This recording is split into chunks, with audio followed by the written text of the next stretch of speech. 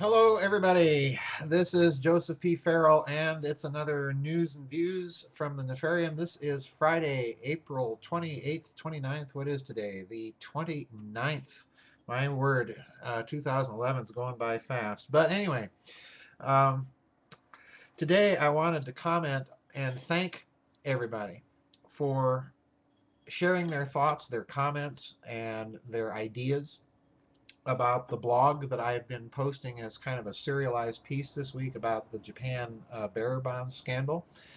And as I suspected, Thursday's blog, yesterday's blog, and today's blog probably got the most traffic because of what I had posted on yesterday's blog, that picture of those so-called Kennedy bearer bonds denominated in $1 billion. And I had a lot of comments about that, and I wanted to thank you all for sharing your ideas because I don't think that this story is over. I think that this story, given all the events that have happened between the breaking of that story in 2009, I think it was June 3rd, 2009, and then the recent events in Japan, the tragic events in Japan, plus the political developments that we saw going on in the Middle East, the Japanese elections. We see now with Sony, we see some hacking on the part of somebody in China, hacking into Sony's database and covering, getting all the names and addresses of Sony's customers.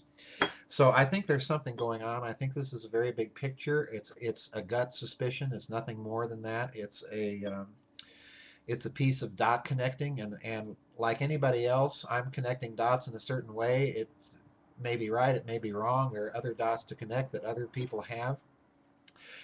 And with that in mind, I wanted to point out two people on my Facebook page that offered some really interesting information in response to yesterday's blog. And I'm gonna kind of write a blog for tomorrow. I've got a blog scheduled for tomorrow as kind of an epilogue to this story, where I'm pointing out again what I'm very briefly mentioning here, because this is kind of like a soundbite to accompany tomorrow's blog. But the two people that offered some really interesting commentary about this Kennedy bearer bond scandal, or that aspect of the bearer bond scandal, were two of my Facebook friends. One was named Greg Ahrens, I believe, and the other one was a Facebook friend by the name of Paulo Trapanese. All right. And Mr. Ahrens pointed out something about those pictures of the bonds that I thought was very interesting. I wasn't able to with my Photoshop software, I was not able to bring those up to great enough resolution to be able to read what was on those bonds. Apparently he was able to do this, so I'm kind of passing this along. I haven't examined his claims one way or the other, but there's no reason to doubt him here. But assuming that what he says is true, he pointed out that one of the things that the bonds say is that they're actually non-negotiable. So in other words, we have pretty much faked bonds in a denomination that is so huge that no one in their right mind would counterfeit a bond that huge. And then on top of it all, make it non-negotiable, date it to the wrong year in a denomination that was never used by the U.S. Treasury, at least as far as we know, unless there's been some covert activity. So that adds a new wrinkle, because it's as if, there's three scenarios that I'm thinking about in my mind, and you guys may have some more scenarios, but I'm thinking, okay, this is either not a counterfeiting operation and there's something genuine going on here, and somebody was apprehended in the process of a really huge operation, and that operation may be some secret funding mechanism for breakaway civilization, secret space program, black operations, psychological, who knows. But anyway, that's the first kind of scenario I've been toying with. And then the second scenario is obviously the counterfeit scenario, that, somebody was scamming somebody else, and the operation was intercepted. But the problem with that scenario, as I pointed out, is when you have that kind of activity, normally the authorities let it proceed so that they can apprehend the people on the other end of the bargain. And that didn't take place in this case. So, that raises a question.